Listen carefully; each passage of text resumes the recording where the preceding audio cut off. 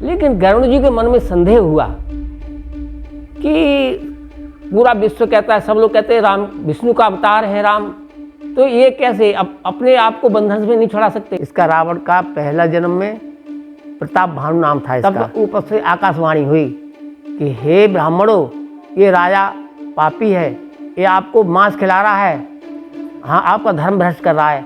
मुझे 27 कल्प बीत चुके हैं कि यहाँ बसत मोय सुन खग ईसा, बीते कल्प 7 और 20।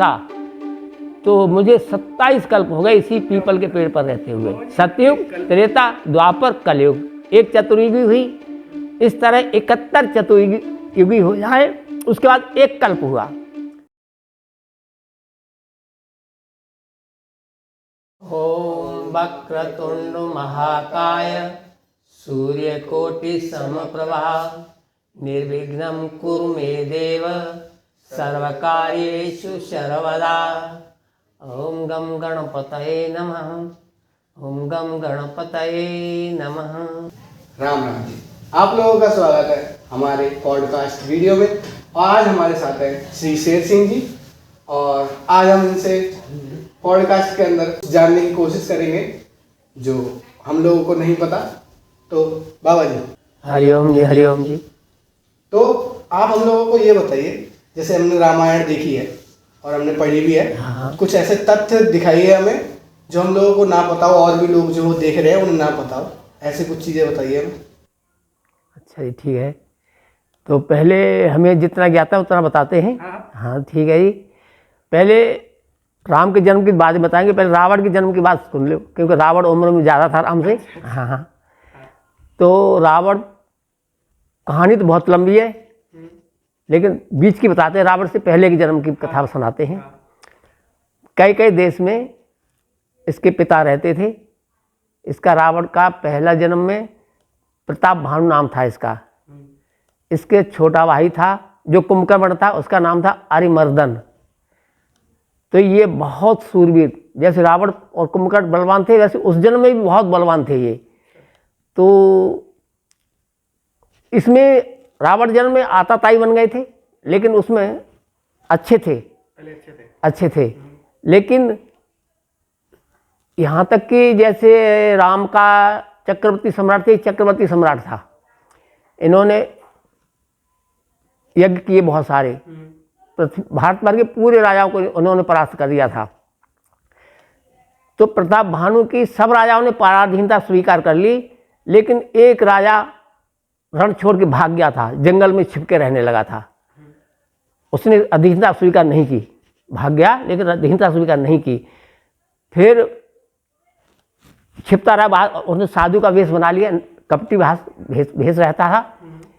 फिर कुछ समय व्यतीत हुए तो प्रताप भानु शिकार खेलने गया था जंगल में। एक सुअर उसके पीछे अपना घोड़ा दौड़ा दिया, तो उसमें एक चौपाई में मुझे याद है, तक तक तीर महिष चलावा, कर छल सुअर शरीर बचावा। तो वो सुअर छल कपट करके अपने शरीर को बचाता हुआ निकल गया, और जहाँ वो कपट भेषधारी साधु रहता था राजा, वहीं पहुँच गया था। तो तब तक सांप भी हो चुकी थी। अब रात में रास्ता ही भूल गया था जंगल में, किधर जाऊँ मुझे। तो वहाँ उसे मुनि, वो तो मुनि समझ रहा था प्रताप भानु तो, लेकिन वो कपटधारी राजा था वो। उसने कहा चलो आज यहीं विश्राम करूँगा। उस कपट भेषधारी राजा ने कहा ठीक है, हमारा बदला लेने का मौका ठीक है। उसने पहचान लिया कि प्रताप भानु है, तो उसने खूब सत्कार किया, उसको बहुत रात बातें करते रहे। उसने सब कुछ बताया, तुम्हारा नाम ये है, तुम कहाँ के राजा हो, सारी बात बताई। तो प्रताप भानु ने समझा कि पहुँचा हुआ साधु है, इसीलिए सारी बात बताना है। लेकिन साधु नहीं था, उसे देखा था इसलिए सब मालूम था उसे। तो उसने कई दिन तक वहाँ रखा अपने उसके पास। फिर कहा कि तुम्हारा सर्वनाश होने वाला है, कि वो खुद करने वाला सर्वनाश। तो कैसे बचूंगा इस सर्वनाश से? तो कहा एक उपाय है, तुम बच सकते हो कि अपने यहाँ पर 1000 साधुओं को आप भोजन कराओ, और उसमें भोजन बनाने मैं आऊँगा, है ना, और मैं बनाऊँगा, और तुम 1 साल तक ऐसा करना, 1000 ब्राह्मणों को रोज़ खिलाना। तो तुम वो आशीर्वाद देंगे आपको और आप कुल बच जाएगा आपका। उन्होंने ठीक ठीक किया। जब प्रताप भानु जाने लगा वहाँ से, तो उसने कहा आज से तीसरे दिन मैं आपके यहाँ आ जाऊँगा और ये बात किसी से मत कहना, हम और आप ही जाने बस। तो ऐसे करके वो कपटी राजा और कपटी राजा का एक वो था प्रेतात्मा, दैत्य था वहाँ पर। तो उसने वो कपटी राजा ने गए दैत्य को भेज दिया कि जा वहाँ पर। हाँ, तो उसके घर में गया, ब्राह्मण का भेष बना के गया। तो जाके उसने कहा ठीक है, कोई न जाने, चुपचाप रसोई घर में भेज दिया। उसने भोजन बनाया, ब्राह्मणों को बुलाया, ब्राह्मणों को भोजन परोसा।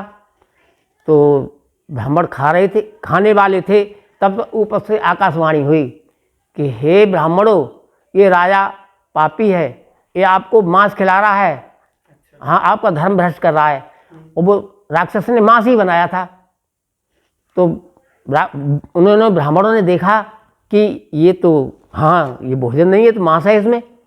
तो उन्होंने श्राप दिया कि जा तू कुल सहित राक्षस हो जा, और तब उसका विनाश हो गया। फिर उन्होंने क्षमा मांगी ब्राह्मणों से कि मेरा कसूर नहीं है। तब तक जाके रसोई में देखा तो बनाने वाला है ही नहीं, किसको दंड, गायब हो गया वो। तो ऐसे फिर आगे चल के वही प्रताप भानु राजा रावण बना था लंका का, और अरिमर्दन कुंभकर्ण बना था। ऐसे उनके हाँ पूर्व जन्म की कथा ऐसे, जो कि आगे श्री रामचंद्र जन्म लेंगे, उन्होंने हाथों से मोक्ष पद प्राप्त किया था रावण ने। तो बाबा जी आपने इतना बताया, और मुझे उस बारे में बताइए जब नागपाश जब मेघनाथ ने मारा था राम जी और लक्ष्मण जी को, तो उसके बारे में कुछ हमें बताइए। हाँ, जब मेघनाथ और रावण, उनका मेघनाथ का राम लक्ष्मण का युद्ध चल रहा था, तो उस समय जब मेघनाथ किसी तरह से हरा नहीं पाया लक्ष्मण को, राम को, तो उसने छल से नागपाश चला दिया। तो नागपाश से राम लक्ष्मण को दोनों को बंधन में जकड़ लिया। तो राम की सेना में शोक छा गया। उधर राक्षसों की सेना बड़ी खुश होती है कि सुबह तक ये मर जाएंगे। तो उधर क्या दो कहानी सुनी मैंने। एक तो कहानी सुनी है कि हनुमान जी गरुड़ जी को लाए थे, और दूसरी कहानी सुनी है कि नारद जी ने गरुड़ जी को भेजा था। तो ये तो दो तरफ बात है, कुछ भी सही, लेकिन गरुड़ जी आए थे। गरुड़ जी ने आके सर्पों को खा लिया, तो सर्प रहे नहीं, तो राम लक्ष्मण बंधन में मुक्त हो गए।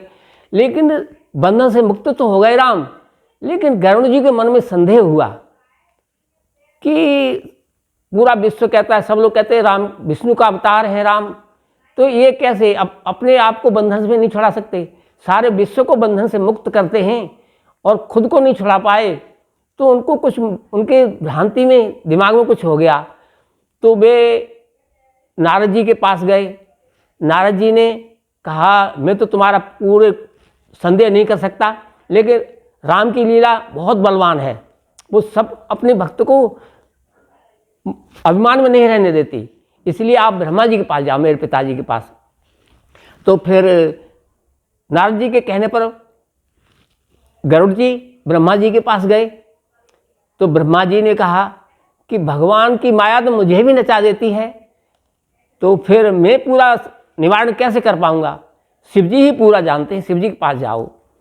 तो गरुड़ जी को फिर उन्होंने, ब्रह्मा जी ने शिव जी के पास भेजा। तो शिव जी वहाँ पर कुबेर जी से मिलने जा रहे थे। उस समय रास्ते में मुलाकात हुई। तो शिव जी ने कहा कि तुमको मोह हुआ है, इसका निवारण करने के लिए लंबे समय तक सत्संग की जरूरत है, तो रास्ते चलते तो इतना समय हमें नहीं दे पाऊंगा आपको, तो इसलिए आप काकभूषुंड जी के पास जाओ। तो उन्होंने हिमालय पर्वत काकभूषुंड जी के पास भेज दिया। तो काकभूषुंड जी के पास सत्संग चल रहा था, वहाँ पर बहुत सारे पक्षी थे, सुन रहे थे सत्संग, हंस भी थे, कौवे भी थे, हर प्रकार के पक्षी थे। तो गरुड़ जी को देखकर सब पक्षियों को बड़ी प्रसन्नता हुई कि वाह भाई वाह, हमारे पक्षियों के राजा गरुड़ जी आए हैं। काकभूषुंड जी ने उनका खूब स्वागत किया, बैठने के लिए आसन दिया। उसके बाद उन्होंने अपनी मन की बात कही कि ऐसे ऐसे हम राम की कथा सुनने आए। तब काकभूषुंड जी ने राम के जन्म से लेकर राम का क्या कहते हैं वो गुरुकुल गए, मतलब पूरे जीवन चरित्र सुना डाली। वनवास कैसे हुआ सारी बात बताई, रावण वध सब कुछ कह सुनाया। उसके बाद फिर गरुड़ का मोह थोड़ा भंग हुआ तो उन्होंने उनसे पूछी कि आपको यह ज्ञान कैसे हुआ, कितनी उम्र है आपकी।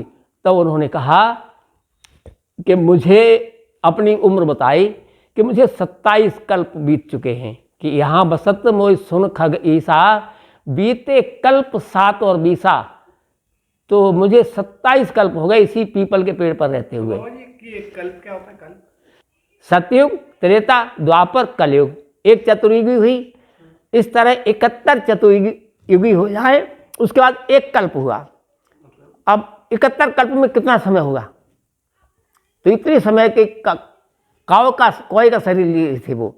लेकिन उनसे पूछा भी गया था तो अब मरना चाहते हो? नहीं, मुझे इसी रूप में भगवान के दर्शन हुए हैं, अब मैं इस शरीर को नहीं छोड़ूंगा। अनेकों बार उन्होंने राम की जन्म देखे हैं। हाँ हाँ हाँ, बहुत।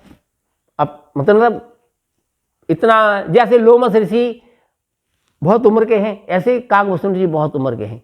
तो काकभूषण जी महाभारत में भी कहीं है? हाँ, महाभारत में देखा है उन्होंने, कई बार देखा है। तो आप लोगों को मिलते हैं नेक्स्ट पॉडकास्ट में, क्योंकि आज के लिए इतना ही ज्ञान बहुत है।